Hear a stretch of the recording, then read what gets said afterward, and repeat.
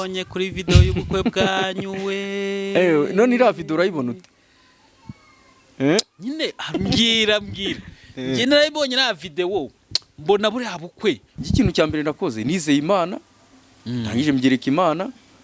Iragenda nayo irabikora. Nyine utangira umushinga kubitekereza. Nibitangira kubitekereza. Nta gisobanuro gifatika kuko nta n'amafaranga nayo mfite mperaho. Wiki ntayo ubujya nagaragaraga kuri video ubujya nari imeze hari ikintu kiba ukabura n'uburira kwa kundi ngo abageni bararira ngiye ntibyambayeho kuko nayo basore batware moto we byari bishimishije na n'ubu mu rugo baracyamamagara umugabo wawe yakuvuga ati nta mafaranga afite kugeza ku munota wa nyuma muri ako kanya nimbe bitekerezo bya biri mu mutwe wawe ubundi ukuntu byakwiye kugenda igihe turimo tugomba kugifata uko kiri nyine nimba nta mafaranga hari ni gute twumva dushaka ibintu birasohora amafaranga ubwo nyine nayo bigera ku munota wa nyuma twanzura ko ubukwe burabo tujya mu murenge byari amateka byari ibintu bitoroshye byose na fanta byari ibintu bitoroshye na fanta yo kugurira abantu 20 yari yabaye ikibazo ako mugore yakubwiye ati uramenye nta deni nta by'amadeni nkeneye uzambara uko wambara ni wowe mfite urumva nanjye inkweto nambaye ndi kujya mu murenge ntago yarari yanjye umwe yakubwiye turamenya amadeni reka aya nirinze ideni nanjye ndavuga ni ndambara ndiyemera ntizi inkweto ariko ngira ute niyo baramubya ati nufata ideni ngo ugiye gukora ubukwe uzaryishyura wenyine wow ni gute naramubwiye umugore w'umutima n'ukuri kw'Imana ideni n'ipantaro naguze ndajya mu murenge nayiguze saa 4 z'ijoro ndajya mu murenge mu gitondo ipantaro nambaye ndajya mu murenge nayiguze saa 4 z'ijoro ndajya mu murenge mu gitondo saa 3 ariko iri ni isomo ngiye ku gitekerezo cyanjye no kuntu mbyumva iri ni isomo ku babyeyi ni isomo aho kuntu ubwira umubyeyi ati umukobwa wanjye naramukunze bakumva ko amafaranga yose babuze bashaka kugiraho ari wowe urayaba bakumva ko umukobwa wabo abaye iki igishoro cyangwa se igicuruzwa ndagira ngo mugire ababyeyi yego ababyeyi mudukurikiye muri buze kureba iki kiganiro mujye muharanira ko abana banyu mubashyigikira nari ndi kure urumva ndi kusengesho rimeze gutya ndi gusenga ndi kubwira Imana ngo ubu bukwe mbugutumiyemo niba bura fanta nawe uzayibure niba buri byo kurya nawe uzabibure ubu bukwe ndabugutumiyemo nararyama buri ko sinigeze nsenga ibintu byinshi isengesho ni rimwe wa Mana we ndagutumiye invitation yanjye warayibonye ugomba kuza muri ubu bukwe zo abahari mu byishimo abari kandi ni wa muntu kuva twakundana twasohokanye rimwe kandi nabwo nta kintu twakoresheje cy'amafaranga usibye shuti twagiyemo amafoto ariko Imana ibaha amafaranga noneho nzamusohokane umujyana ahantu bya bintu utamuhaye ari umugeni ari umukobwa ukimutereta hari ibintu byinshi mbamubwira nzamukorera Imana ni wenda nk'urugero kamwe akantu kamwe numvaga namukorera hari imyambaro njya mbona bagura hari amakanzu meza Imana nimpa amafaranga hari ikanzu nziza igura 15,000 nimbona amafaranga nzayimugurira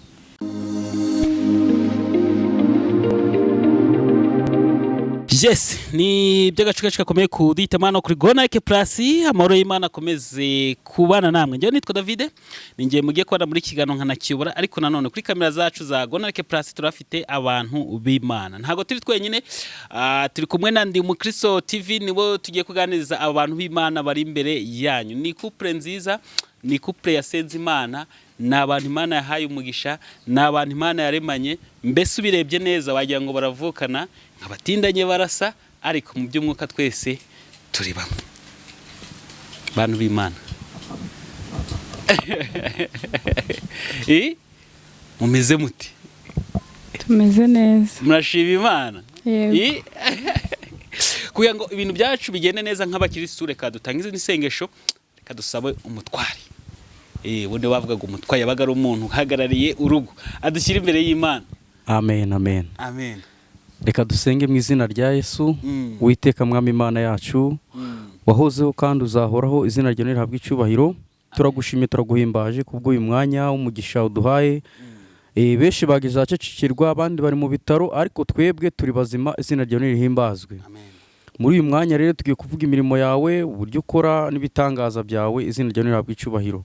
Ndakwinginze kugira ngo uyu munsi ubane natwe muri iyi minota tugiye kumara, ubane natwe tuganira kandi iki kiganiro kize gukora ku mitima ya benshi izina ryawe rikomeze guhabwa icyubahiro.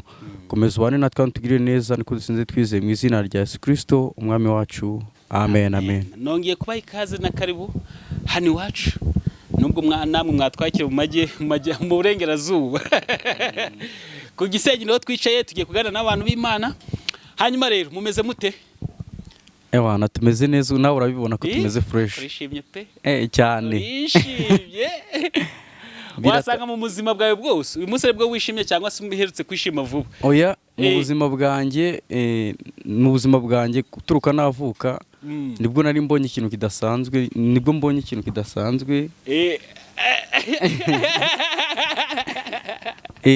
ibyishimo ntago byabura ntago navuga byinshi nawe urabibona urabyibonera ibyishimo birahari kabisa kandi biteye Fabri biziki kira kiganza ko nahise afata umuntu gira gutya gutya Fabri nkaho bikore neza ugitangwe kudu highlight. Yego byishimo nawe urabibona ku maso ndishimye cyane. Hari umuririmbyi waririmbye ngo iyo uhuye n'umuntu mwiza akaguha urukundo iyo ugiye gusaza gusubiza ibusore barayaguhaye urukundo none siko mbona musa ubisubiyemo ariko ntago ari wowe gusa turasa abantu benshi bavuga ko dusa ariko urebye n'amafoto yacu ukayareba neza ubona tugiye gusa ubona nyine ariko nkunze kubibona ku bantu benshi y'abantu bakundana bakabana none ukamemo akantu ko gusa gahita kazamo muhita musa ubu ngubu murasa pe turasa kandi twiyemeje kuzahora dusigiye cyose. Ariko sha reka nkubwire niba byabe nibyo kuva ngo Imana nagutinze kagutegera niba byabe niba bavuga ngo ikamye ngije ngikerewe ngiza ngo kiza nyuma gikere ngo kiza gipakiye sha shobora ko Imana nagupakiriye pe ngi Imana ya ngo ari abanyamasengesho dufite agaterembe kavuga ngo ngiye gukereje iragutegera ubwo rero twarakerewe ariko n'umundi iradutegera itugeza amahoro turashima kabisa. Reka nkubaze mu masezerano Imana yaguhaye watekerezaga ko uzaba wica hamwe n'izuba iruhande rwawe cyangwa ari ukundi kuntu wabitekerezaga mbwira? Cyakoza David reka nkubwire akantu kamwe kuri icyo kibazo mbajije. Urabona turasenga nawe urasenga hari igihe Imana ivuga ngo umwana wanjye ngo ukore ibi nguhaye ibi ariko nawe washyira mu bwenge nk'umuntu wareba nawe uturuka ukavase koko Mana ako gushidikanya nikabura. Ngi Imana yambwiraga ko izamura urugo rwiza izanyubakira kandi kizankorera ubukwe ariko nareba akazi nareba famille nyine wareba hakuryo ngiyo ngo de bar ngareba ngavuga ni Imana waba kwa makire katuvuge gutyo ni ukari wowe nabivuze nawe ibintu nyine ngabishidikanyaho nk'umuntu urabyumva nawe najya nahita mva mu muka ngajya mu mubiri ngareba mu mubiri ukuntu bimeze ngabona ibintu ni danger ariko rimwe na rimwe ibintu Imana ivuga biba birenze ubwenge bwacu ariko ngiyewe ibintu byambayeho ntago bisanzwe pe kuri ngiyewe kuri wowe kuko Imana yarabimbwiraga ngabibona nk'ibintu biri aho ikabimbwira ngabibona nk'ibintu biri aho ngafite n'ibintu biri kure cyane ubundi twakuze twumva ko birari byabariya. Oya ariko reka tumanze tuvuge neza wasanga uri no kurota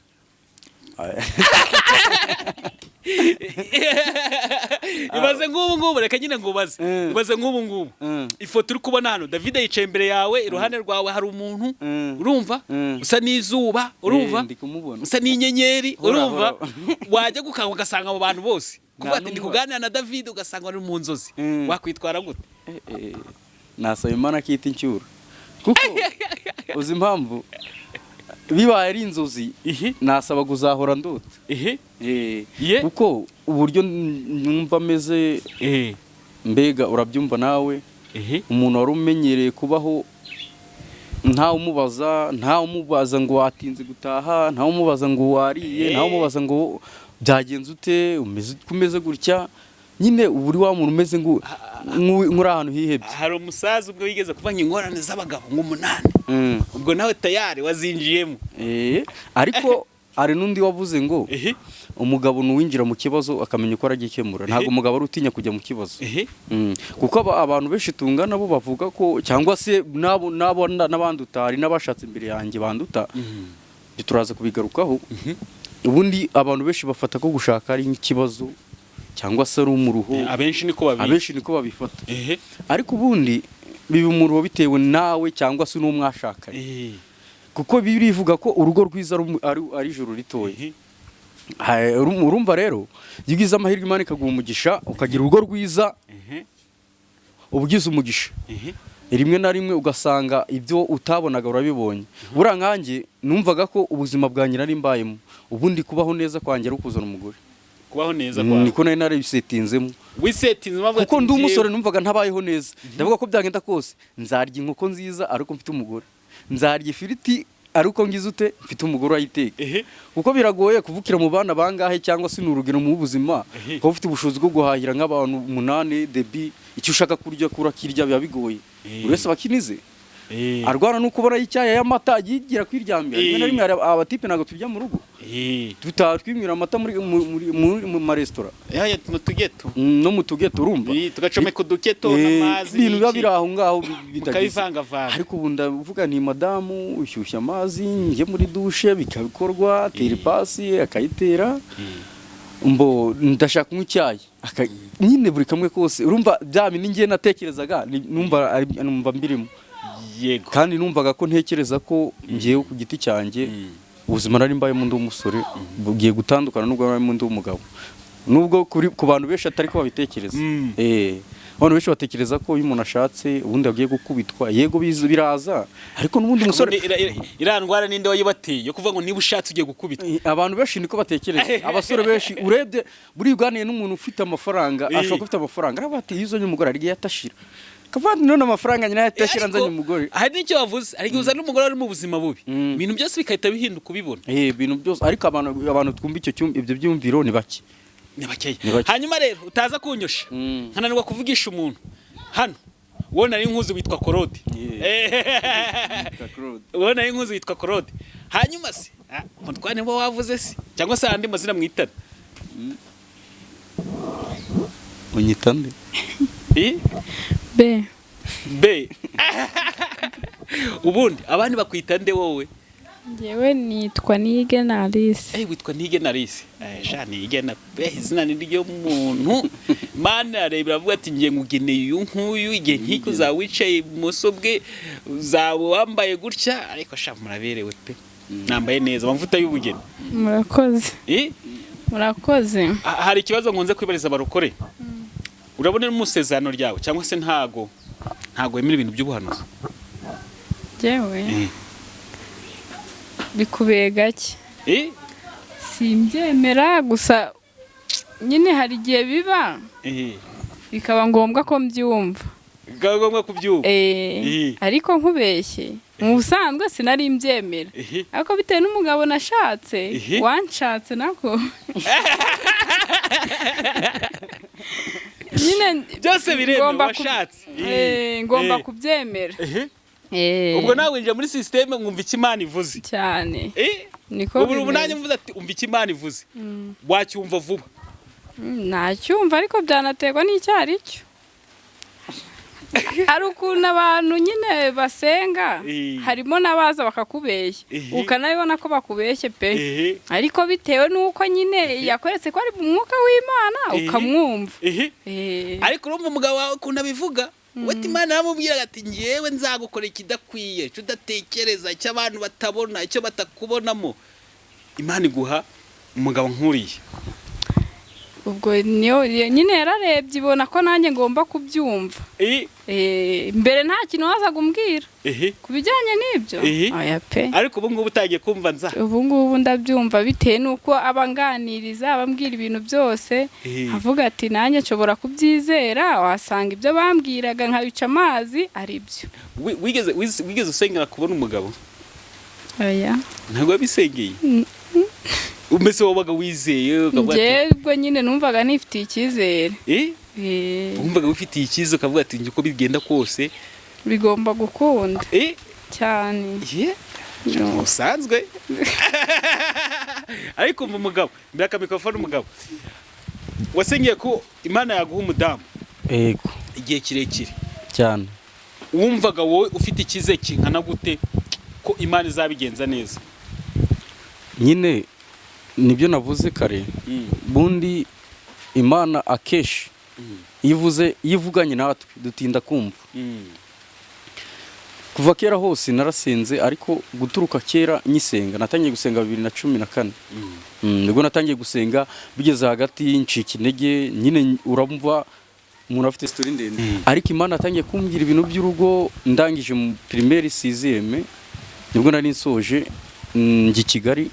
Imana nagenda njya gusenga, Imana ikambwira ngo nzakugira umuntu w'umugabo, kandi nzagukorera ubukwe bwiza, kandi nzaguhereza umugore mwiza. Nzaguha urugo rw'umugisha. Urumva? Ni kurusha abandi. Noneho urumva byarangiza nkabifata nk'ibintu biraho bigeze nyuma mbyinjiramo, kuko urumva Imana yabimbwiraga ntari nanagira ntari nanakundana. Ahubwo umva ikintu gitangaje kirimo numvise mu kiganiro tumaze kuganira, ko dufite ibintu byinshi tugiye kuganira. Kuko tushobora kuganira nk'amasaha nk'atatu n'ibikunda, kuko tubafite byinshi, ngenda babaza byinshi, mbarize n'abantu, urumva, n'abari aha ngaho bose mbabarize, n'abazabyumva nyuma y'imyaka 100 nabo mbabarize, ngo bivuze ngo n'abari mu nda ndi kubabariza. Yego baba, n'umwana uri mu nda y'umudamu wawe cyangwa se niba atarajyamo azajyamo nawe ndi kumubariza. Tekeza ikintu gitangaje numvise, sheri wawe ngo ntago yumvaga ibintu byanza zakugirira neza, kabantu bagira uko bahura, mwahuye ute? Kabantu bahura mu byumba by'amasengesho, mu itorero, cyangwa se nyine mbwira. Oya, nanjye nakubeshe ntago numvaga umuntu tuzahura ngo inzira tuzahuriramo, kandi uburyo twahuye mu buryo butangaje. Twahuye ubwa mbere mu bintu bitunguranye, tutabiteguye, duhura abantu bahuruye nyine kwakunda abantu basa n'abarwanye bagahurura. Ngo ngwiki tuduturanye. Oya, abantu bavuga ngo bumva stories z'urukundo bakumva bararyohewe. Iyi ngiye nuko mitangiye kuryohera tutari twayigeza kure. Ngo mwahuriye hehe? Mundi urabona ngiye hari ahantu nari nsanzwe nkorera, ncururiza restaurant. We yaraba kwa nyina wabo imbere y'iwanjye nyine n'ubundi. Yego. Ariko mubona nk'umuntu uraho, nambona nk'umuntu uraho, nta n'ibintu birenze tutari twanavugana na rimwe. Ariko turebana naho akandeba. Kuko imiryango wanjye n'umwe byabaga birebana, nyine yavaga iwabo agata ndeba. Nanjye nasohoka mvuye nko muri restaurant niciye hanze ngata mubona. Ariko tutari twavugana. Yajya kugurira indaza akaza kugurira iwabo. Nta nubwo yakundaga kuza kugura. Ntabwo wamuteje imbere. Yaje rimwe, ndabyibuka yaje rimwe gusa. Nuko rero bigeze nyuma nyine ninjye wamusabye nimero bwa mbere. Nk'umugabo nyine nk'umugabo wese. Nabwo nose wamana nimero yange azakuvugisha, sinirwa ndamubaza n'ibyizina. Urabyumva amanimero, ariko ndagenda ngira ute ndahituramisha. Nifata nk'ibintu biraho nyine, numva ari ibintu biri kure, kuko ngiye ntago ari wambwira tukimenyana nkimubona ngo tuzabana ngo mbyumve. Ntago nari nabyumva.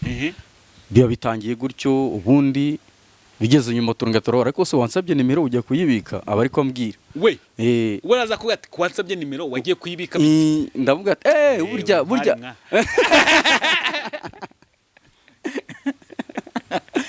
uri intwari. Ati buryo ariko akatunabwiye n'abantu badusaba nimero bakagenda bakazibika, we ubundi mamugiye kuzibika.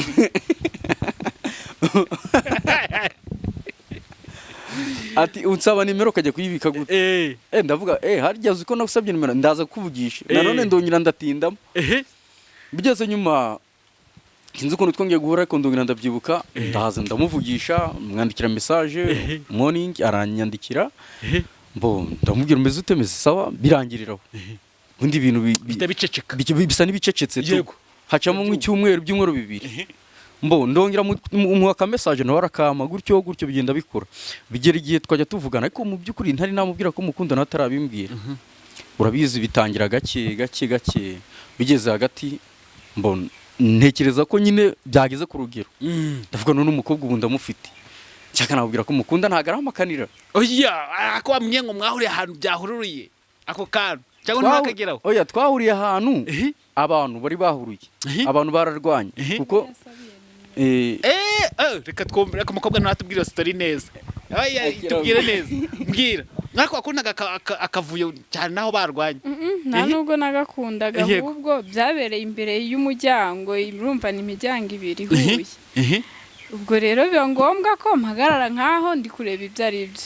Nawe asohoka aza nsangaho mpagaze. Niho yansabiye nimero rero. Ako nawe yakundaga akavuyo bya hatari. Simbizi niba ubizi. Ibyo niwe wabimenya.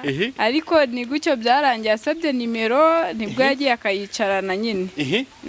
Aragenda arayicarana. Arituriza sha. Arituriza mwa. Abantu mwa. Abantu batwaka nimero kugira ngo bazikoreshe icyo bazitwakiye. Akayenda akituriza. Akiryamya nta n'ubwoba mwa. Udanje. Nuko rero bariturije n'abavuga ati ariko bite cyane. Twarahwenda mubaza ati yewe bimeze ute? Nimero zanjye ni umutako muri fone. Ati ndakuvugisha. Aragenda. Nuko nyine biza kugira nyuma ariko yayiturije Dani nge wamwibukisha. Sasa rero ijambo wari utegereje kumva nirihe kuri we nyuma yo kugenda muvugana, ijambo wari utegereje kumva kuri ariko twese turabizi ko umusore yakwatse nimero nta kindi abashaka, nuko abashaka ko mukundana. Se burya cyane ngira ngo umusore yakwatse nimero abashaka no kujyaje gusuhuza akakubaza amakuru, ariko nawe yabikoze mu bushuma ati nk'umuntu nyine duturanye hari ukuntu najya mbaza nk'umuturanyi bimeze ute. Abese arijijisha ati tibite cyane umva harimo ubushuma bwinshi. Harimo ubwenge bwinshi. Nuko rero ijambo wari utegereje nirihe? Gusa nanone icyo gihe nkurikije ukuntu nangaga abasore nyine sinari nzi ko twahita tujya mu rukundo. Kubeka isi wangaga abasore aho byaba bifashe intera ndende. Ariko hari igihe abasore hari abakubera abana beza hari n'abakubera abana babi. Aho ngaho twaba tugiye kwinjira mu buzima buri deep. Hanyuma rero reka tugende ku munsi umugabo cyangwa se sheri wawe cyangwa umusore akasabwa nabivuga ngo umutware wawe, ubwo nyine mba nabuze uburyo mbivugamo, yakubwiye nkaragukunda, wabyakiriye uti? Nabanje gutekereza ati ni abasore b'iki gihe, mbanza kumureka nawe arandeka cyakoze ntiyamvugisha. Uramuka kaza bya bintu byo kwihagararaho. Kuko numvaga ko ntarahita mubwira ngo nanjye ndamukunda. Nyine numvaga harimo akantu gake ariko nkatekereza umutima wawe ukubita gutya ngo bi. Ndamuga ati uyu musore ubwo ni babandi tu. Ukabyuka mu gitondo ko yakwandikiye nta kibazo. Ntago yanyandikiraga. Yaragiye nawe aratuza arandeka turarekana. Umusore wawe atazi guteta cyane atinyingara. Ubwo hari uzamushobora niba atazi kwinginga. Mana biragoye. Kantu ko kwinginga ntago ari ibintu bye. Ntago ari ibintu bye. Akantu ko kwinginga uzabyihanganira? Unashoboye kubyihanganira. Ahubwo wowe byaga bimeze bite? Icyo gihe si icyo gihe urumva koshaka mikrofone neza kugira ngo tuze kumvikana. Urumva icyo gihe twarabivuganye urumva. Ariko ngiye mbitwara gake. Ariko uko nabitekerezaga nyine byarahindutse. Uko wowe watekereza gute? Natekereza ko nimubwira ngo mukunda n'ibimenyetso nari mbifite aratanyemerera nta ufite icyizere. Gusa yago kati kandi yaragerageje kungatira ngo ngiramo ubwoba. Niyo tubwiye ngo hano yamaze kutubwira ngo yakomeje ngo kujya bireka akavuga ati reka mukakaze. Nyine we yakomeje kujya bireka. Bite we sinzi impamvu ze nyine nge nasenekereza ko nyine atangiye kunyiryaho. Kandi nari nzi karata nyine ibimenyetso narabibonaga byuko nyine ubundi ndabimubwira atabyemera. Ntungurwa nuko mbimubwiye abitwara gake. Mbona bitwaye gake ngo nzagusubiza, ndabamba rero ibyo kuvuga ngo uzansubiza barambwiye ngo umukobwa kubwiye ngo azagusubiza ni ngaba guhakaniye. Nuko nyine bagwakaniye mu kinyabupfura. Tebagwakaniye mu kinyabupfura niko najyaga mbyumva ku bantu bari kubara. Nkaroza akahita akubwira ati ntibyavamo. Ntibyavamo. Hari n'uza akakubwira ati mfite undi nemereye ntibyakunda. Ariko rero uza akakubwira ati ntibyavamo rwose. Yewe yabikoze gutyo ndavuga nkeka ko ndavuga nuko byagenda kose. hari impamvu buriya wasanga nyine atabirimo kwanza kanze njye kumubaza ndagenda ndamusanga ndamubwira ati urimo ni nibyo cyangwa ntago ari byo makane hakiri kare menye ngo ntago ari byo aramwenga ariko ngo sinakwiye ko nzagusubiza hari iri nabwo uyu muntu nyamara wasanga ibyo ndi gutekereza bitandukanye n'ibyo ari gutekereza bigira nyuma ariko aza kubinyemera ariko numva birangoye bese gato mwibarize mu mwereka microphone ko yaramaze kubikubwira ukihagararaho usanga yabivuyemo ubwo nyine niko byari kugenda none ubwo wari kubigenza ute ntari kubyakira cyangwa wari kujya kuyinyiga oya icyambere ntago nari namwisizemo birenze ku buryo numvaga ko nyine nagenda hari ibyadanje numvaga ko ubwo nyine ngiye kugerageza yari ukugerageza ntago twese tubyinjiramo yaba ku ruhande rw'umwumvise ntago yari birimo neza nanjye ntago nari birimo neza ubwo rero harimo kugerageza turebe nuko rero sasa ndagira ngo umuntu wazanye igitekerezo cya mbere mukavuga ati noneho umwanzuro n'uwa nyuma tugomba kubana ninde wakizanye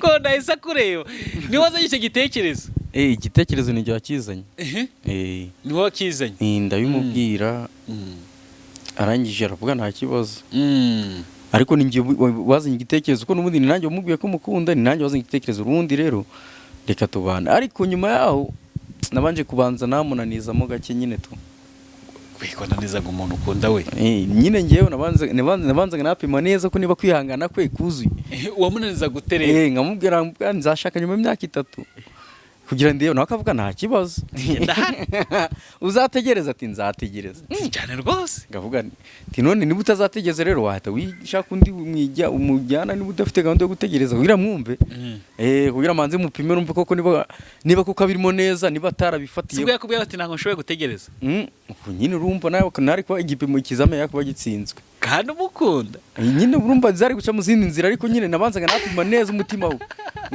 niba zashobora kwihangana ejo akantu nabonye papa Sava yakinye bageze ngo ku munsi w'ubukwe ngo umukobwa ajya kwihisha umusore aza gufata umugeni we aramubura rangije umusore arasata umugeni wanjye ari he nakabanya kwa papa Sava ariko urumva kugerageza umuntu si byiza oya ntago ari kumugerageza hari ukuvuga hari ugupima hari igipimo cy'ubushaka kugeraho nyine buri umuntu mugiye kubana ugomba kubanza wamutireninga nyine ukamupima akavuga si umuntu ko tugiye kubana kandi afite imico ye nanjye mfite yanjye umaze kureba mbere na mbere azi kwihangana aragufite kuko buri ikintu cyose gishoboza abantu kinaniza abantu mu rugo cyane cyane no kwihangana hanyuma rero reka twihute cyane kugira ngo ntaza kubatindana cyane n'abantu badukurikiye ariko ikintu mba mvuga ati nk'abantu babayeho batazi Yesu babayeho bate urumva ikindi mbwira abantu ngo twumve turebe ariko tunike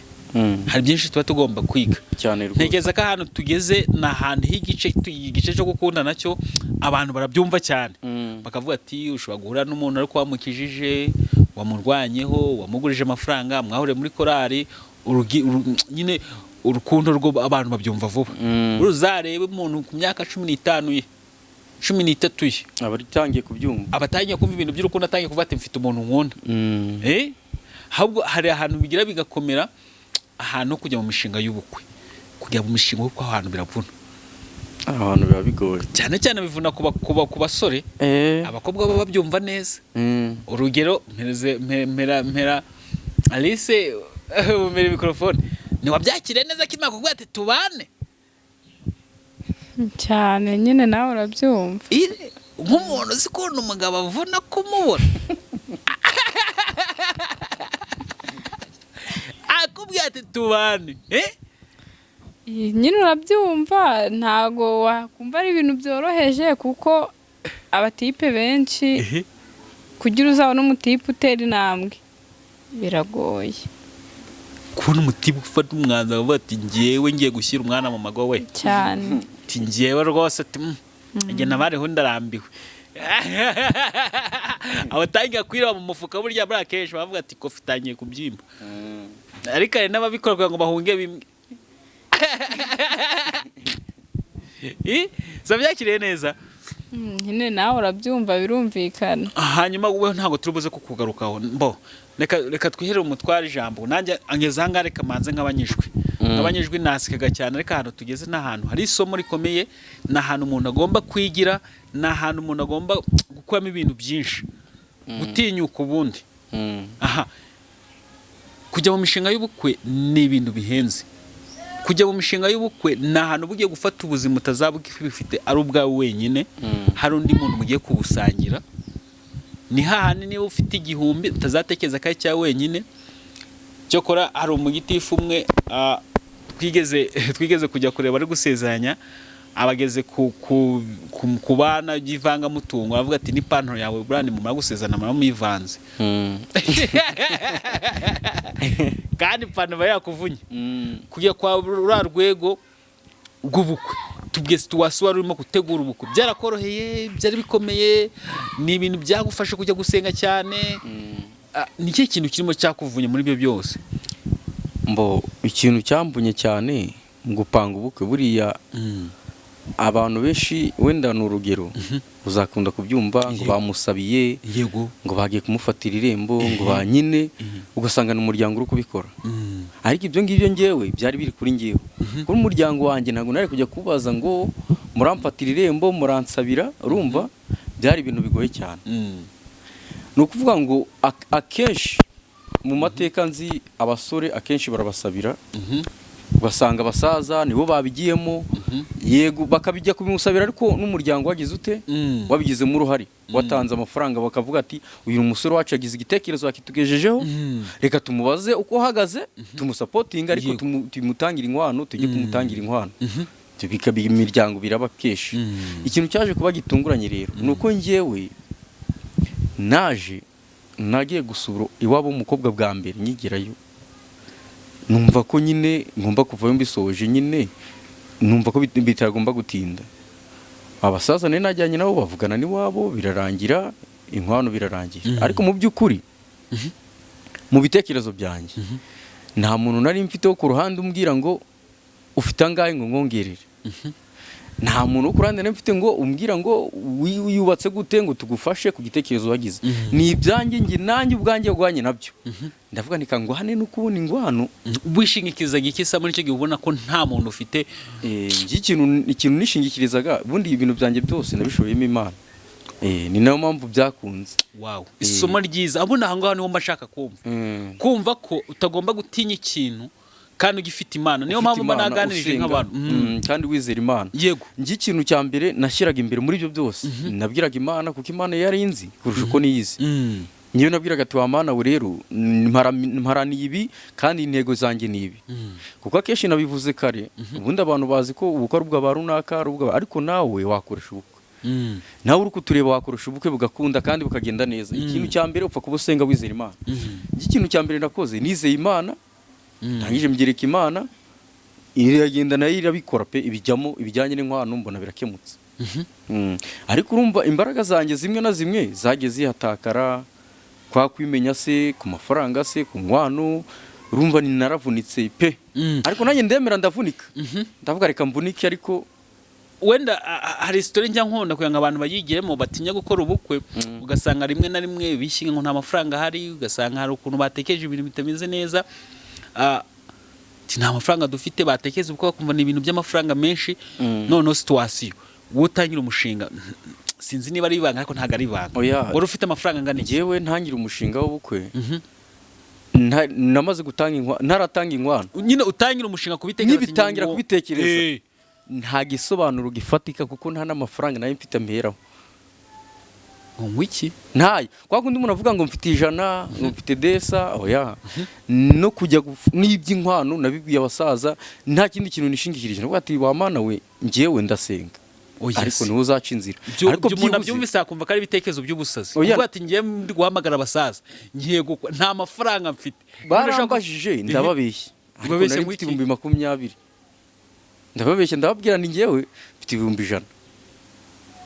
Ariko amafaranga andi hari undi muntu uzayama tariki zinizi ibaze, urukumva, kandi uzajya kukumukobwa kamukonka miliyoni nk'eshanu. Ariko nyine ndeba ukuntu mbinyuramo. ndababwira ni rero mfite 20,000 ariko andi mafaranga njye sinababwiriza ukuri ko amafaranga mfite yuzuye, mbabwira ndenzamo, ndabwira nimvuga 100 nabo barareba ukundi kuntu biba byaranje. Ariko hari ukuntu twari twavuganye niba w'umukobwa n'ukuntu bizagenda bizamo nyine Imana iza kubibuza hazamo koroherana ku mpande zombi. Kuko urumva komese nko hajemo koroherana ku mpande zombi kuko nyine njye nisuriye data bukwe nyirizina nkinda mutumira turaganira umuguri kuzuye. Ndamutinyuka nawe aravuga ngo njye nakunze umukobwa wawe, ndebye ukuntu ntinyutse ukanyisangira. Urumva arambwira ati weho ikintu cya mbere nkubahiye ni uburyo utinyutse ukansanga ukambwira ukambwira ubuzima bwawe ukaza ukanganiriza byo ubwabyo bitumye nanjye nkubonamo umuntu w'umugabo. Oya ako kantu kadusubize neza. Mwo wasanze nasanze data buko yego mubwira story y'ubuzima bwanjye mubwira n'uburyo nshaka gutwaramo ibintu mubwira ati ngiye mukobwa wanjye naramukunze pe. Ubundi ikintu cya mbere nasaba jamano gutinyuka ugatinyuka so bukwe witegereza ko umusaza ajya kukuvugira weho tinyuka yego bakuvugira nibyo ariko ca mu gikari barana abantu barasikove yarabivuze aravuga ni nimujya gushyingira urumva mujye mwibuka ko abareze umusore n'abari ababyeyi n'abareze umukobwa n'abari ababyeyi aho mwe mufashanye gushigikira abana banyu. Urumva njye nicyo nakoze nasanze umubyeyi wanjye ari we data bukwe muganiza story y'ubuzima n'ukuntu nshaka gucishamo ibintu arangije arambwira ati wow ubwo rero utinyutse kunyegera nanjye nago ndi wa muntu ugiye kukugora nguci binaniza. Okay reka dutware ibintu uko ubishaka nuko ufite ubushobozi kandi bizagenda neza, niyemeje kugushyigikira nk'umwana wanjye. Aranyishimira arabyishimira nuko mbona Imana imugezeho mbona biroroshye pe mbona arabyoroheje cyane. Abasaza bari nabo bakitegwa akavuga ati umusore wacu afite amafaranga. Mbona ntabwo bari babizi ko nagiyeyo. Ntabwo bari babizi njye nagiye mu banga. Njye ndamusanze mu banga nta muntu bizi. Ndamusanga mu gikari ndamuganiriza arangije aranyemerera arambwira nti rwose mu yandi magambo njyewe nawe twakoze deal mu buryo batazi.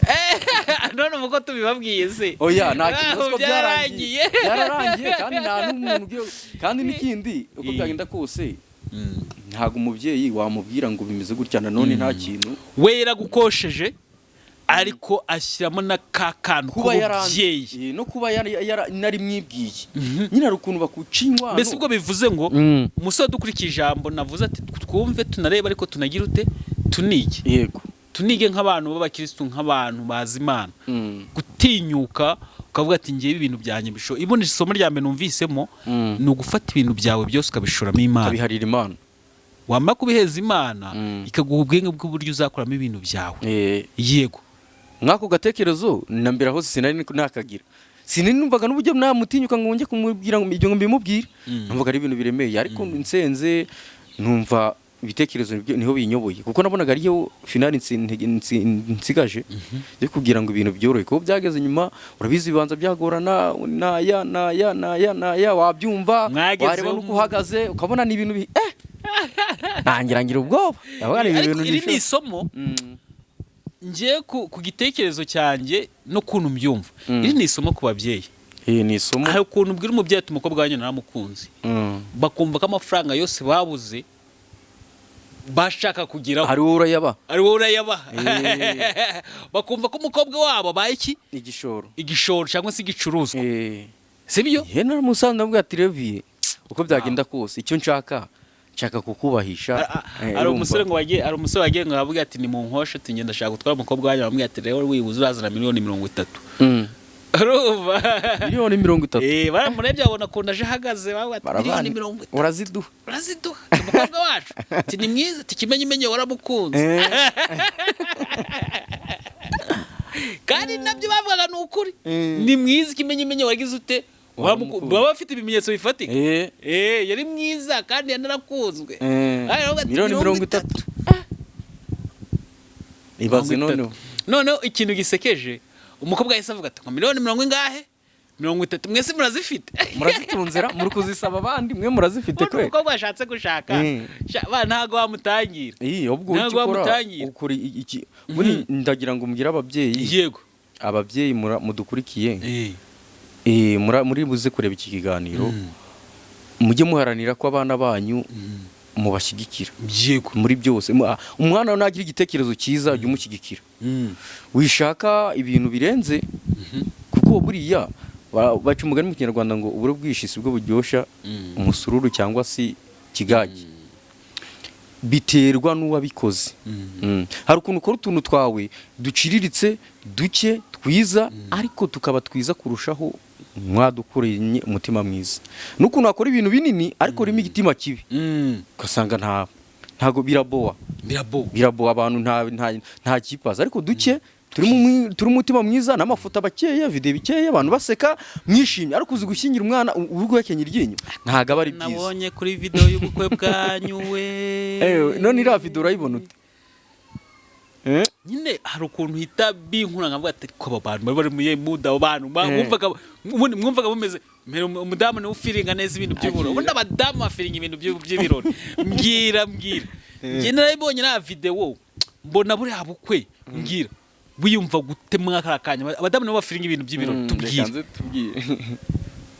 Jewe rero sinzi ariko nabonaga bidasanzwe nyine n'uburyo nagaragaraga kuri video, uburyo nari imeze, hari ikintu kiba ukabura n'uburira kwa kundi ngo abageni bararira, njye ntibyambayeho kuko nayo kurira se nkabona ni utuntu dutoya duciriritse nyine numvaga ari ibintu biraho. Wumvaga ari ibintu biraho babantu batwaga ziriya moto kuriya bakagenda hejuru n'iki ukababona, wumvaga ari ibintu biraho ngaho. Nese ubwo nari gukora iki? Nari kurira se nk'abandi bose? Wari kuva mu modoka ukabanza ukabareba? Narabareba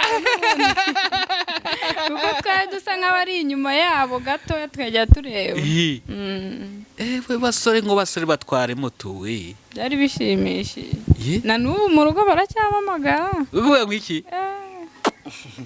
Nawe urabyumva. Nibisanzwe nyine. Beze mu rugo bavuga ati ibi bintu twabonye kandi bwo bwa mbere tubibonye. Yewe barumiwe barayamanitse. Bahise batuzavuga ati mana turaniwe mu kubundi mana yaravuze. Tubundi tutagushingira hariya wari kujyazajya he.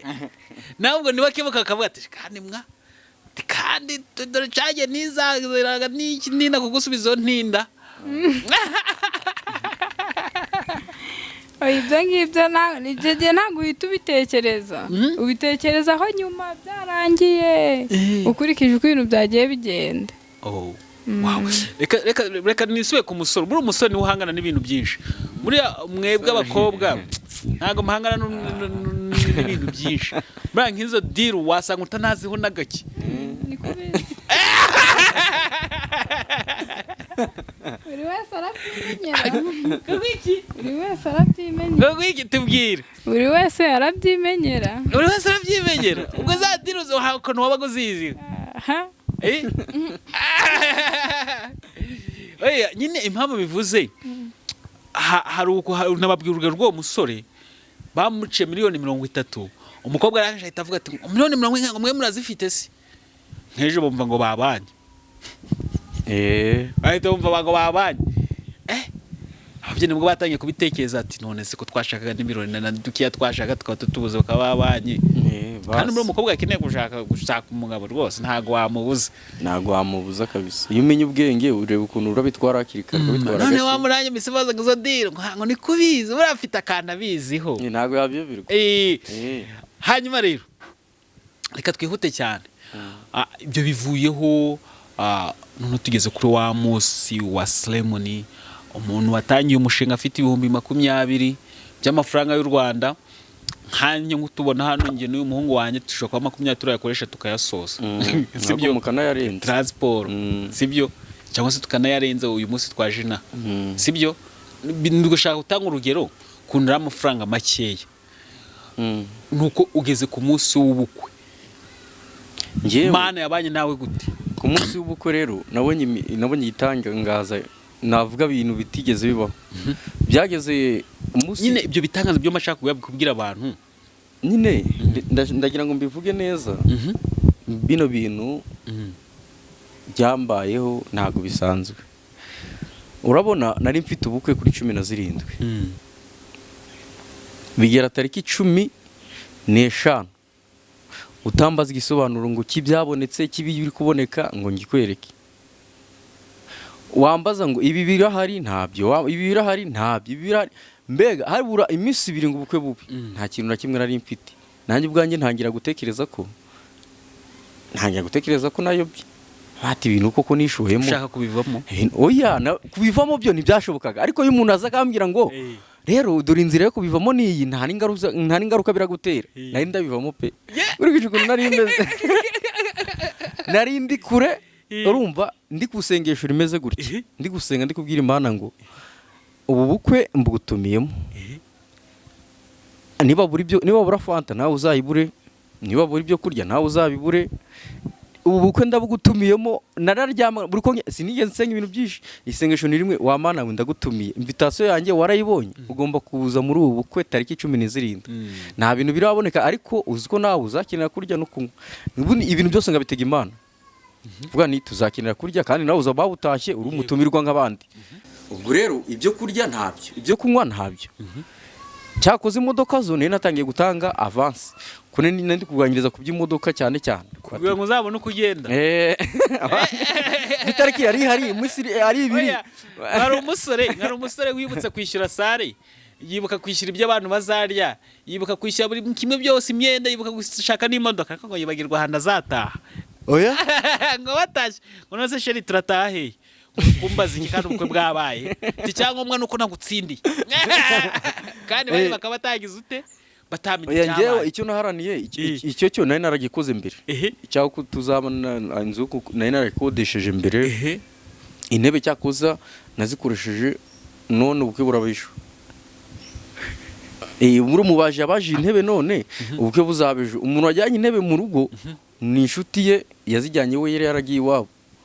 Intebe kuko ahantu twakodesheje intebe zagiyemo nyuma, twakodesheje mbere, nuba turi muri ibyo ngibyo amafaranga ari ntayo, ndi kwishura avance ku modoka, intebe tuzikoresha, none ubukwe burabeje. Nirangi ryari bari bateye ryari urugo hanagura rikava ko byari bibisi n'ibiti byari bibi, nimba hari mbisi ko byari byakaze, byari danje, urumva ntabwo byari byoroshye. Nicyo nayicyaka kugeraho ni iki ngiki. Yego, byageze ni mugoroba, ubukwe burabangeje. Nagiye kubona mbona ama message z'amafaranga, imwe ikava indi kajya, imwe ikava indi kajya, imwe ikava indi kajya. Avuye hehe se? Abantu bari kuyanwerera. Mbona abantu bayanwerera uw'icumi, wa 20, wa 5. Ubukwe burabangeje ari ni mugoroba. Nari nagiye gufungisha impano, bigera saa 3 ngiri hanze, batangira kumamagara, nta mugeni uba hanze zino saha, taha zeka twereza abantu babesha kubyumva bahanze ngizi saha, ahubwo akaba hanze kugeza ku munota w'ubukwe. Ngaro umugeni bakubise ngo ubukwe burapfa, wasanga nawe bagukubise. Ndavuga none sindajya ku munzu, nta bintu bitaratungana, ngabana bakoze gutwira bakakubura. Byageje tekereza ko abantu banwere n'abantu ntatumiye, kavuga ati ngi namenye ko ubukwe buzaba, nitumiye ariko mwarambabaje, mwarantumiye, bantwerera.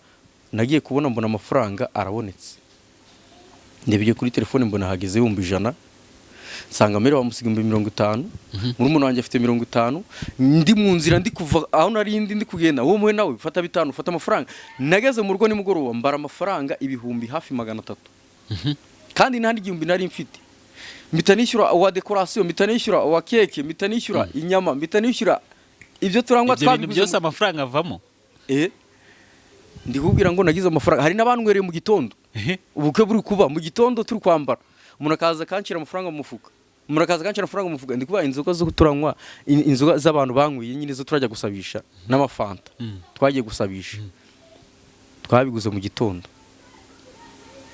Nibwo twabiguze kuko amafaranga nibwo yabonetse. Mana kuko wayitumiye koko yaje. Icyo gihe nari nihebye, ariko ngiye mbonye amafaranga mfite mu mufuka, ndavuga ni Imana yabutashye. Watambuka ubona ikubanje imbere. Natambuka baraza barambaza ati icyo kunywa cyabonetse, ndavuga ni mwakira amafaranga, keke nayishyuye, decoration nabyishyuye, imodoka nazishyuye. None umugore wanjye arangije arambwira ni banza wafashe ideni. Umugore ambwira ati ko byagenda, mbabarira wafashe ideni. We ntago yifuza gufata ideni. Ntago yifuza ko mfata ideni, arambwira ati ukora ibyungana, ariko arebye ibintu biri kuba, arambwira ati basi ubwo wafashe ideni kandi nitegure kwishyura. We yavuga ati we yarebye ibintu bibaye, aravuga ati mumere mikrofone. we muri ako kanya kuko ndabizi mwaganiraga amabanga yose umugabo wawe yakuvuga ati nta mafaranga afite ku munsi kugeza ku munota wa nyuma muri ako kanya nimbe ibitekerezo bya biri mu mutwe wawe wavuga ati ni cyangombwa nuko tubona pasteur dusengera muri tugataha avuga ati oya nyine ikintu cyanangazaga kuri we yarapangaga agapanga n'ibirenze nk'umuntu ufite amafaranga kandi yambwiye ko nta mafaranga afite amubwiye ati rero bino na bino bikuremo bino na bino bivemo ati bigomba kuhaba ariko bye nkumva nyine ntibyumvikana umuntu bino birahaba nta mafaranga ati gute se nyine nkumva ntibishoboka ndamubwira ati okay nta kibazo ubwo rero twavuye iriya hirya tugeze inaha ndeba dekorasiyo ndeba ukuntu ku meza hateguwe ndavuga ati nyamara wowe ndabona wafashe ideni tu nta deni ndaje nishyure se nta deni ibi bintu nta mafaranga yari afite byavuye nyine numva ni ibitangaza turinjira dukora ariko umutima ntiwari uhari nubwo nari nicaye nyine ngaragara nk'umuntu utuje ariko umutima wari uri ko ideni nyine ubundi tuzishyura ideni tu kandi nimba ari ikintu nanga amadeni mana we ideni njyango kwanjye nyine cyane bavuga ati amadeni we mbese mu mitekerereze yawe bavuga ati we kora ibyo ushoboye cyane icyangombwa nuko dukundana niko bimeze ubundi ngiye n'ibintu ubundi kibaye abakobwa bose bari bameze nka gutyo ejo bundi hari umugabo wavuze ngo amafaranga utakorera mu myaka 10 kuko ushaka kuyakoresha mu masaha 2 mu bukwe so byumva amafaranga utakoresha mu myaka utakora mu myaka 10 kuko ushaka kuyakoresha amasaha 2 y'ubukwe tiyo n'imibare ipfuye kibaye abakobwa bose ari bameze nka Alice wawe Alice wakavuga ati ntibananize umusore kuko ahanini usanga abasore bagiye mu madeni kugira ngo bagire ubukwe bwiza bagaragare neza visage kugira ngo bagaragare neza ariko bagira mu rugo bakahangana n'ibibazo bya madeni kandi mu by'ukuri ufite umugore w'umutima ndamugushimiye kiba abakobwa bose batekerezaga nkawe ibintu byose byagenda neza kuko iyo ngo ni nkunda yakubwira ati shaka n'ahantu ufata akadeni tuzishyura ariko ibirori bigende neza ubundi mu buzima busanzwe nawe ubizi neza abakobwa cyangwa se abadamu igitsina gore nicyo gikunda ibintu by'ibirori kugaragara neza rero ntabwo ndaza kukubwira kuko wenda urugero ngiye nkanjye mu rugo ntabwo nshobora kureba ngo mvuge ngo rino rido ni ribi ariko umugore we yabonye atakavuga ati rido ni ribi kuko ngiye ikintu mba ndebaho nariye naryamye ntabwo nshobora kureba ngo mvuga ati izi ntebe nyamara zifite umwenda mubi cyangwa nuko nibuze nkicara ariko we ahita avuga ati rido ni ribi ashobora kuhita n'igihe yibuka akavuga ati siko dufite anniversaire gikinike ati nge nta nibyo nabyibukaga kandi ni anniversaire ngo ni yanjye abona abadamu bagira karagiteri zo gukunda iki ibirori cyane ngiye byarantungwiriye ntabwo ari twese rero weho woba wumva nk'umuntu kobwa muzima mudamu muzima yagenda kuza kuyamahame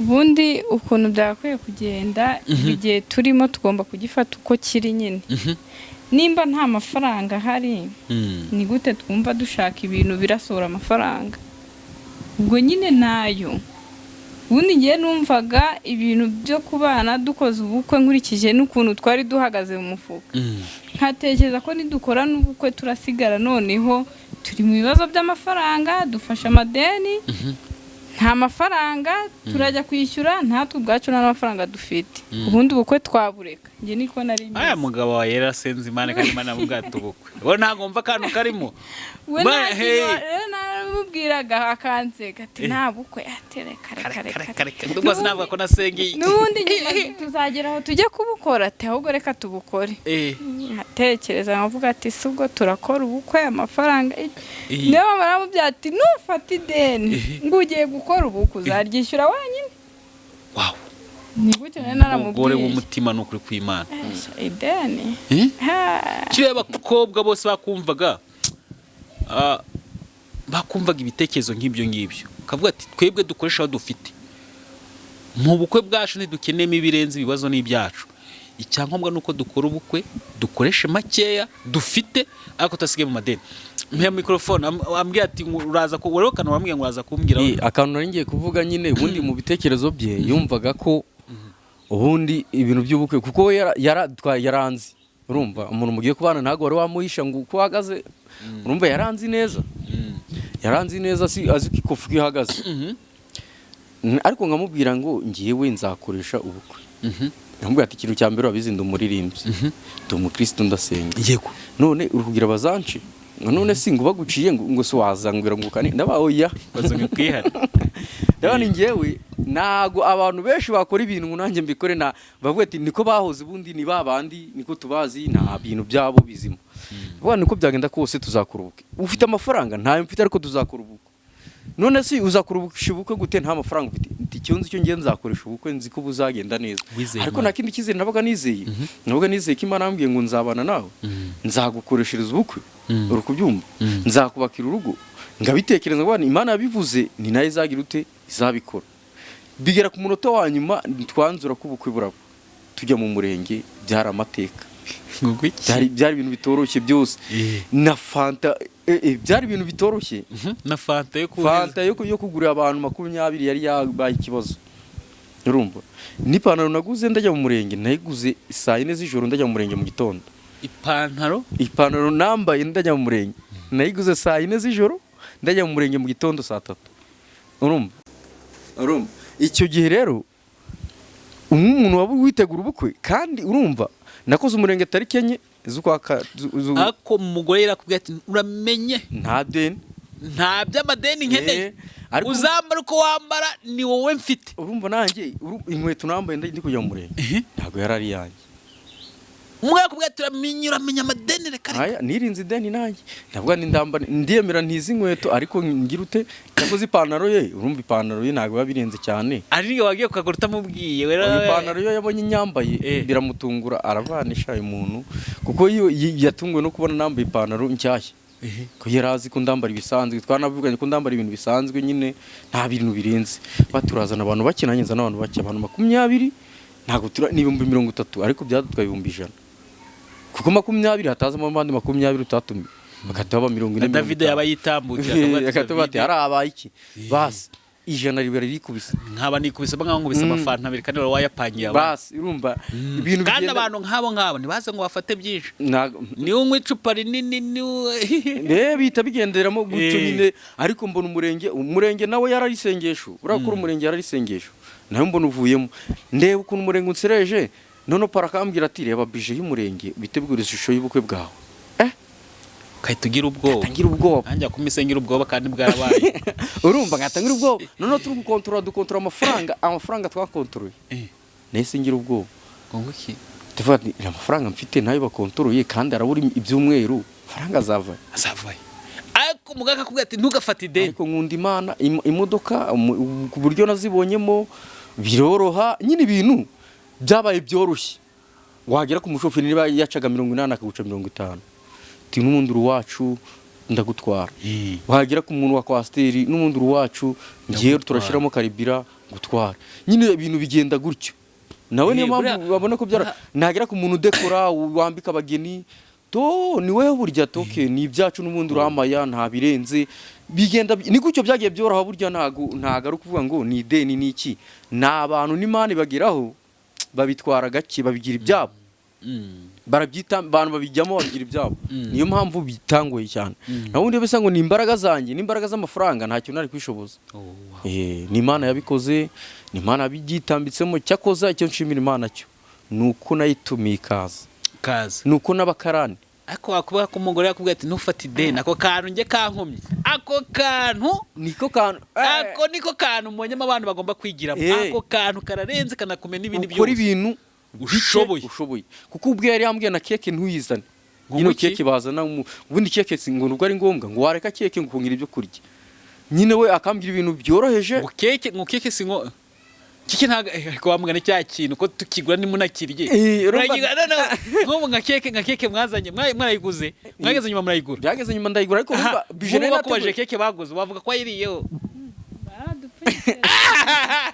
baguvugikiye ubundi cya kintu kubazana ikintu kigeze nk'iriya icyo kintu ubundi kijyaye mwakimara ubundi cya kintu twaguze agakeke gatoya ariko karanaboneka njye nari nshaka nyine ko ngo umuntu akoze ubukwe nyine buri kamwe kose kaba ariko kakaba gaciritse ariko kakaba nikabura navuze ni kaba agakeke gato ariko byitwa ko wagize ute kabonetse bazana agakeke gatoya ngewe urumva sinzi ko nabivuga muri amazing kuri ngewe murashimishe muratangaje bigeze ku mudamu wawe nyine hari ukuntu uganira n'umuntu kumva ko ari ibintu byoroheje ubundi yari abantu ariko hakagira ikintu kimwe ukuramo kumva gitashinze umutima wawe kumva gitashinze iki nyine kumva gifashe umutima wawe ubundi muri kamere z'abakobwa abagore kugaragara neza sibyo nk'umwanya nshobora kugaragara gutya cyagera ku mudamu ugasanga we ashaka kugaragara neza kuko ngemeze cyane iwe hasa neza iyo yigeze mu bintu by'ibirori nyine usanga ibintu byose babyitabira ariko noneho kumva umudamu ufite umudamu uvuga ati ngiye nkukunze ukuri wese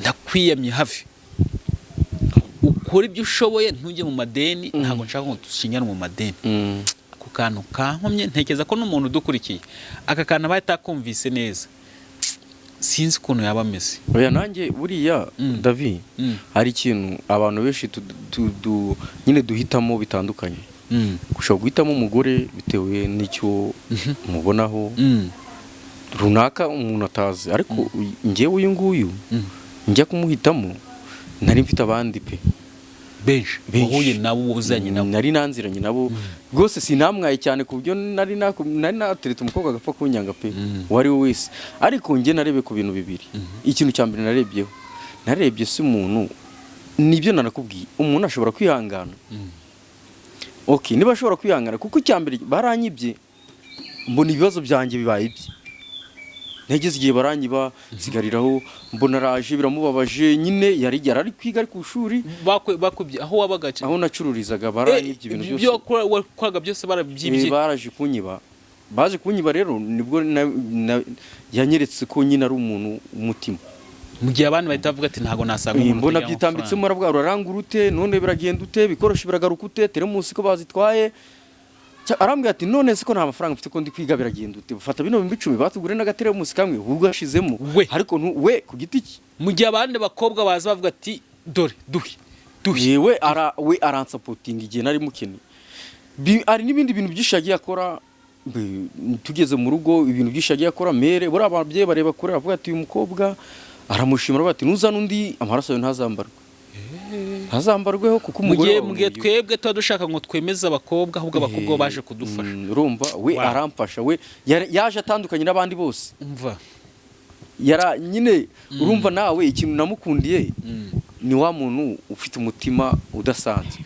yego mu bibazo abahari mu byishimo abari kandi ni wa muntu kuva twakundana twasohokanye rimwe kandi nabwo nta kintu twakoresheje cy'amafaranga usibye shuti twagiyemo amafoto ariko imana ibaha amafaranga noneho nzamusohokane umujyana ahantu bya bintu utamuhaye ari umugeni ari umukobwa ukimutereta umuhereze hari ibintu byinshi mbamubwira nzamukorera imana ni wenda nk'urugero kamwe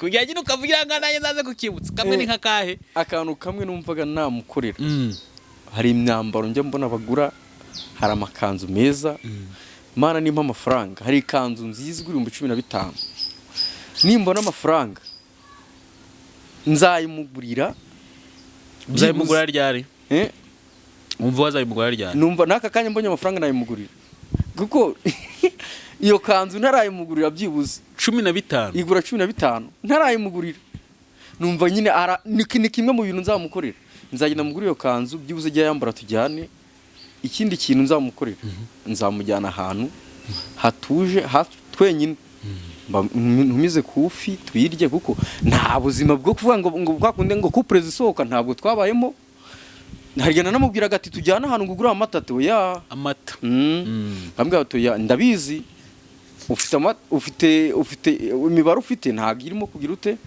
yabaganzi njye nkirarira ngavuga ni oya amafaranga arahari wabireka ko tuziranye wabireka ko nguzi none turakoresha transport yangahe ni moto arere tour burese ni 5 yiturage ati ni brasserie kwa West ni 5 ugenda no kugaruka oki si 5 byawe nanjye 5 byanjye si 10 okay akankora imibare ngasanga turakoresha nka veni, none veni ntago wazira ngo uramushi ukongera mu kabati ngumva ngoreye umubare.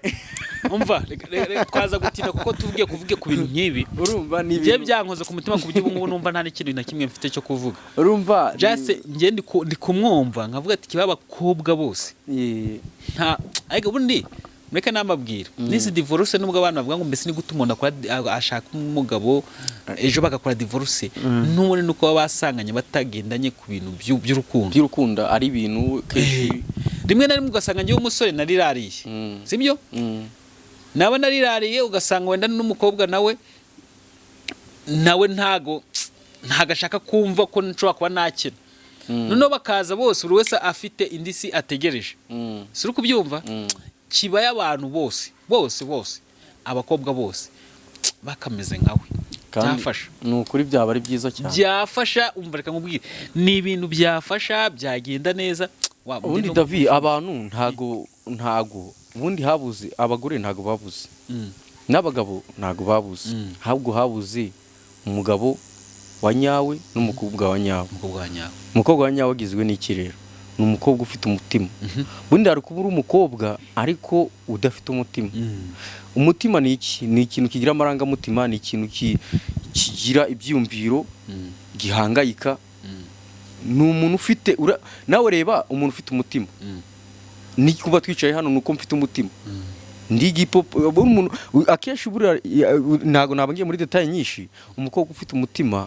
ikibazo cyawe kibiki ubuzima bwawe bugira ubwe kandi ukuri akwakira ukuri uko ndi pe ntago narazi ko ari umuntu wafashe igihumbi njyewe ibintu nagiye ndakora arundi ntabona aba yararikuye kera kuko akenshi hari n'ibintu navugaga fase koko nawe nibi ntabyo none ko ntabyo diye akambwira ati humura ariko bizaboneka uriya ufite igitanda ati wa kandi ukavuga ati sheri tuzabana ryari akumva ni mu byo kubana ariko mu by'ukuri umukobwa amaze kuvuga ati ntugafate ideni mumpira ka microphone mbwira mu joro ry'ubukwe urumva umaze kubona byose birarangiye ugeze mu rugo ukuyemo agatimba uricaye n'umugezi wawe wumvaga umeze ute muri ako kanya? numvaga bidasanzwe nyine byabaye nk'inzozi ukabona ni inzozi ukurota ubaza nk'ibi bintu byose uri gutekereza nk'ibi bintu uri gutekereza ngo urimo ukabyuka mu gitondo ugasanga nta bihari ugasanga ntabyo byaba ritanje ugasanga warota ukavuga ati mana koko nzi ko nakoze ubukwe none nkaba ntari kumwe n'umugabo byaba bitoroshye nyine nawe urabyumva ntabwo byaba byoroshye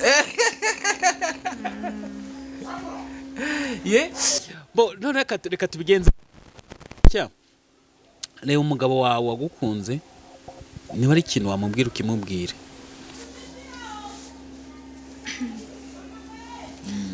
ndamukunda cyane kandi yarakoze kubwa buri kintu byose yakoze byose uba yarashatse mugakora ubukwe ubukwe burahenze cyane abantu benshi bumvise ubukwe baratinya bariruka bakavuga ati ibi ntago bibaho ubukwe buravuna aha mpera umugabo wawe microphone koro sinzi ariko iyo ngeze kuri iki kintu ni ikintu kiba kirenze njye nifuza ko urwana mu rubyiruko bose bakagombye kuba nk'umugore wawe bagukunda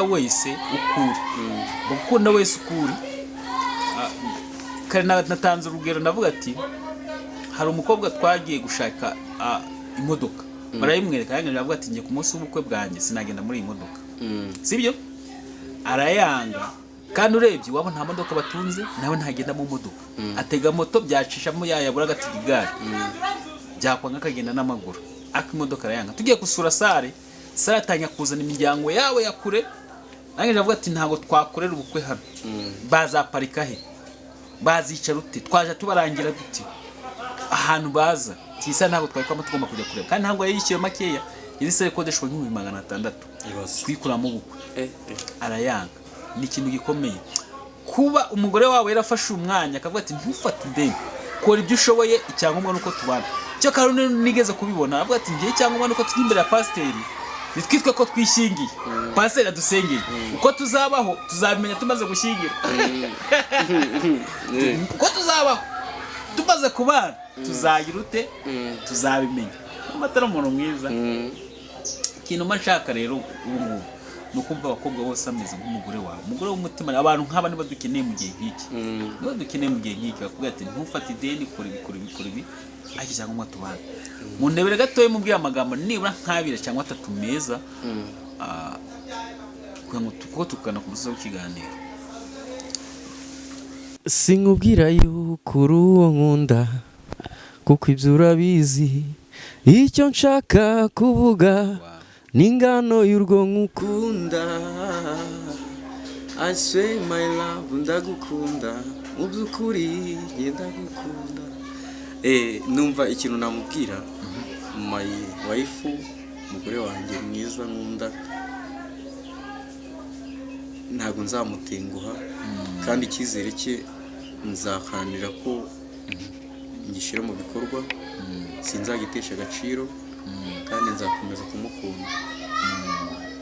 Nzagukunda uko byagenda kose, nzahora ngukunda, kandi ntuzagire ubwoba turi kumwe, ndi intwari yawe. Numva aricyo namubwira.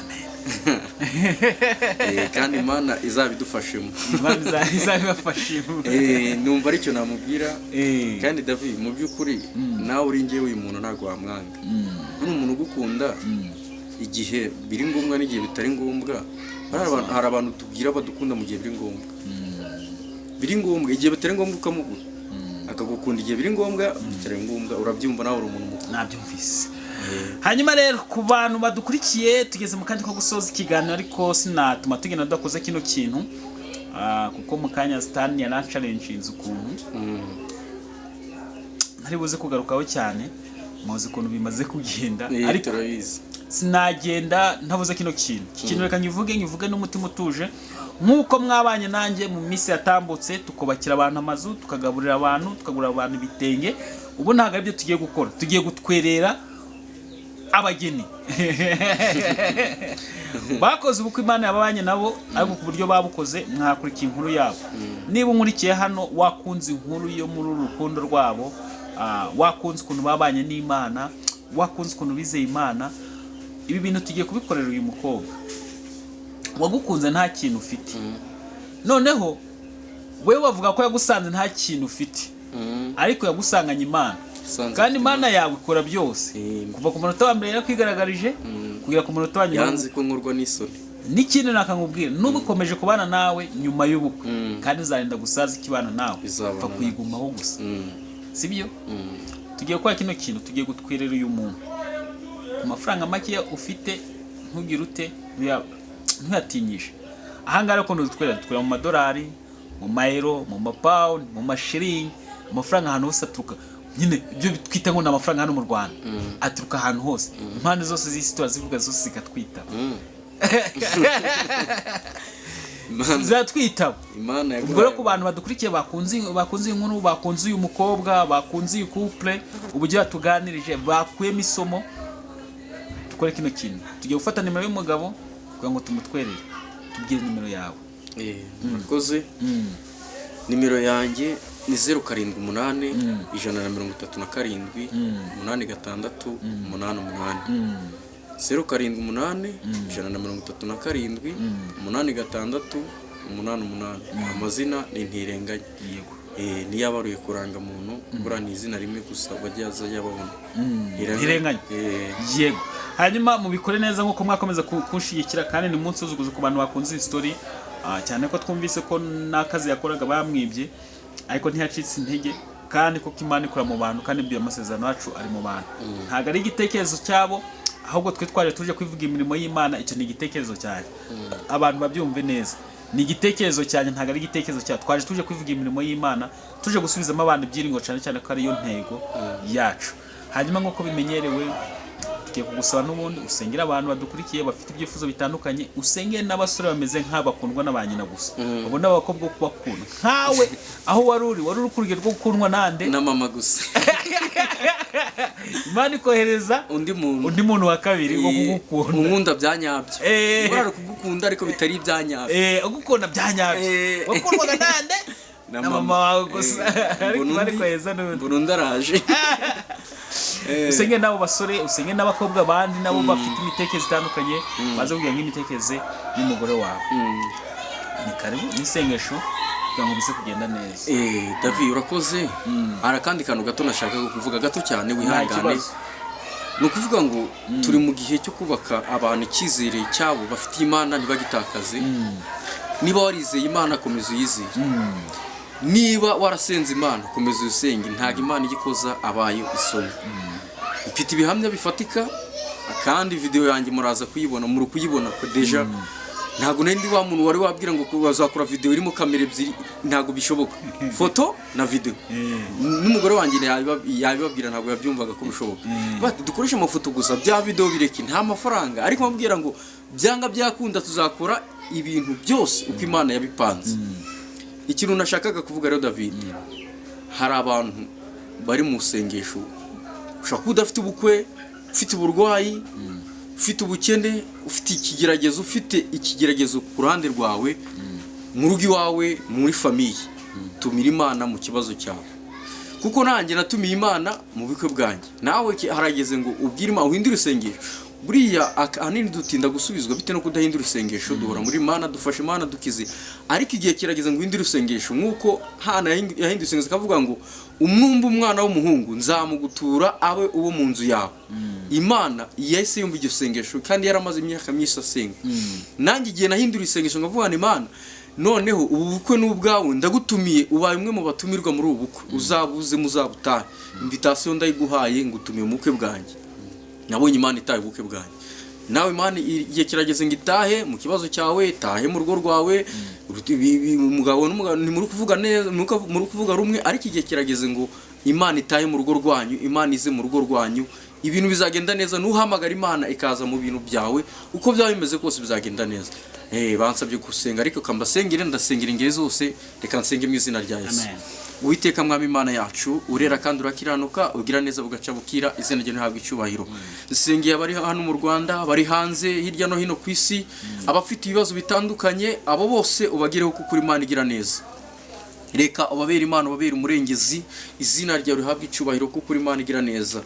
Ndakwinginze kugira ngo ubuzima bwabo ubageremo, kandi Uwiteka Mwami Imana, uko wakoze ibyanjye n'ibyabo bari kubikora, kuko ibyanjye ntago bikomeye kurusha ibyabo, kandi Imana iri hejuru ya byose. Sengeye abasore bameze nkanjye, sengeye abagabo bameze nkanjye, nabo barahari bafite ikibazo nk'icyanjye, babona bitashoboka, babona nta nzira nta buryo. Bongere bakwizere kandi ubereke imbabazi zawe, ubereke ukuboko kwawe kwiza, ubereke imbaraga zawe, kandi ubagireho izina ryawe ry'icyubahiro. Kandi tugushimiye David ndetse n'abandi bose badufashije muri uyu mwanya w'iki kiganiro. Abarabona iki kiganiro bose bigira icyo babafasha, kibakomeze, kandi izina ryawe ry'icyubahiro. Ngo bana natwe kandi bane natwe, izina ryawe rikomeze gutindana natwe, mu izina rya Yesu Kristo Umwami wacu urakoze. Amen, amen.